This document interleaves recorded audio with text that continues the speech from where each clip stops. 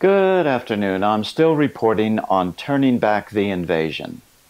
Although the MSM still will hardly acknowledge that there is a problem with terror, as Tucker is about to point out, however, the leaders within the non-MSM media are now starting to wrestle with the question of what is the most effective solution to support considering the position we are in today. This is a war. We have to face it. We are in another world war. Of course, any general would tell you that the low-hanging fruit of the solution would be to remove George Soros from the battlefield. In the chess world, this would be called the next best move. Soros is at least the public face of the funding of the invasion. For example, although Hungary is blocking the primary land route out of the Middle East into Europe, and God bless Viktor Orban for doing that, Soros is the one funding the NGOs that are bringing boatloads across the Mediterranean, for example. Why hasn't something been done about the person who is the most easily identifiable conduit for much of the importation of this invasion of Europe and probably into the U.S. as well? This is a war. This is no longer strictly in the realm of politics and polite debating societies. In fact, if we lose this war, civilization, that is, civilized society, will be gone.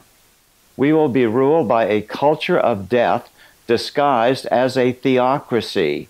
If they win, there will be no more democracy. There will be no populist political revolts in the future. Last night, at least 22 innocent people were murdered by a suicide bomber in Manchester, England. Today, President Trump commented on the attack during a joint press conference with Palestinian President Mahmoud Abbas. So many young, beautiful, innocent people living and enjoying their lives murdered by evil losers in life. Well, you've seen this before, and you know what's going to happen next. Unfortunately, our leaders are going to tell us that acts of terror are just something that happens, like the weather. Just accept it and move on. There is nothing you can do, or better yet, just pretend it's not happening all around you. As Katie Kay, the BBC, put it this morning, Europe is, quote, getting used to attacks like this because they have to, because they're never going to be able to totally wipe this out. You hear that a lot, but consider it for a minute. Why is violent terrorism an inevitability in Europe now? Unless you grew up in Northern Ireland or Italy or the Basque Country, terrorism was not a significant hazard a generation or two ago. Ask someone who was alive then. This is new. Something has changed. What is it? Well, the answer, as most people understand, but relatively few admit, is that demographics change. There are a lot of Muslims living in Europe now. Most of them are indeed decent people, as we're often assured, but a surprisingly large number of them aren't. Check the numbers. In 2006, after just a year after terrorists murdered more than 50 people in London on the subway bombings, a full 20% of British Muslims said they sympathized with the motives of the bombers. Younger Muslims were even more enthusiastic about what had happened, about the killings. In 2007, Pew found that at least 20% of young Muslims here in America, in France, Germany, and Britain and Spain, believed that suicide bombings could be justified. In France, that number was above 40%. Last year, 29% of French Muslims said they viewed Sharia as a higher law than the civil laws of France.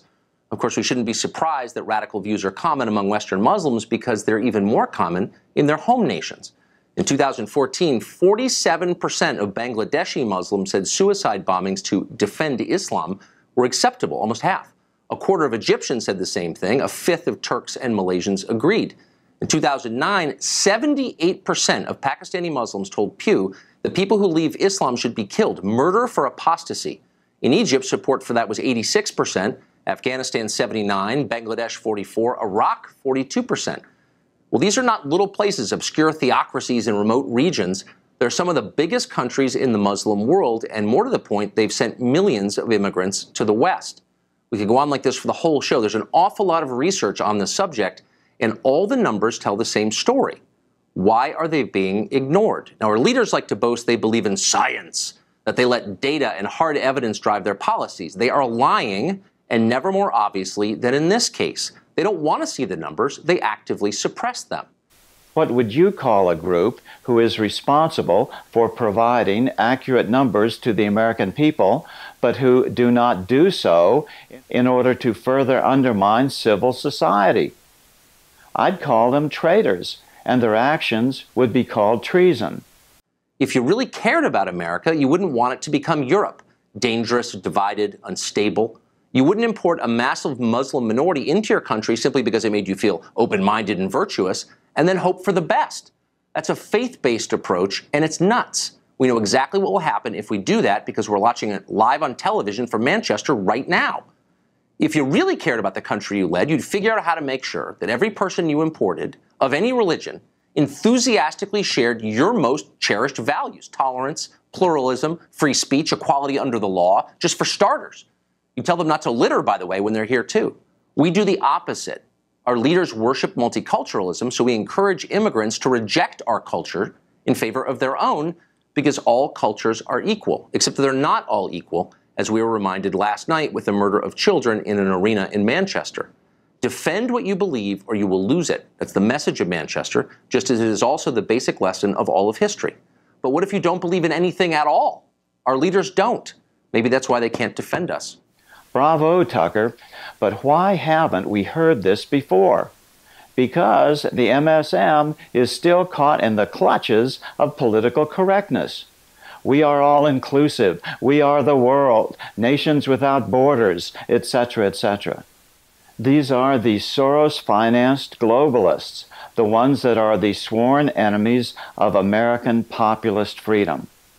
So what to do about it? Here's Tucker's prescription. Find a way to only import people who won't become litterbugs. No, I'm not being snarky. At its root, the success of America is deep down, we believe in the social contract, that this nation can only succeed if we all believe in it and pitch in to do whatever we can to help it. Majid Nawaz is a former Islamic extremist. He's thought a lot about this. He's co-founder of the anti-Islamist group Quilliam, and he joins us tonight. Nawaz, thanks a lot for coming on. So, Pleasure. What's the response from the West that wants to remain pluralist, certainly doesn't want to ban people based on their religion or their country? Most people don't want to do that, but they also don't want to have unstable, chaotic societies. What do they do? So if we understand it in this way, that there is an ideology that's been recruiting for decades, I say decades, and ISIS simply plucked the low-hanging fruit, then the first thing we need to do is, look, if I was living during the US civil rights crisis, back in the days when segregation was still rife, you would call me an apologist if I didn't get involved to fight segregation, racial segregation. You don't have to be Muslim to challenge this extremism. Muslims and non-Muslims all have to stand together to challenge Islamist theocratic extremism, just as we're responsible to challenge racism, homophobia, anti-Semitism, and other ills in society. So this is a full-on civil society campaign to reassert and protect our liberal values against these theocratic values. And that genuinely requires action from government, but more importantly, from communities. People have to stop being embarrassed and stand up for the Enlightenment values that our society is based on. It doesn't seem hard, but it is hard, and you are leading the fight for that, and I appreciate your coming on tonight to talk to our audience. Thank you. Thank you. I'm still reporting from Washington. Good day.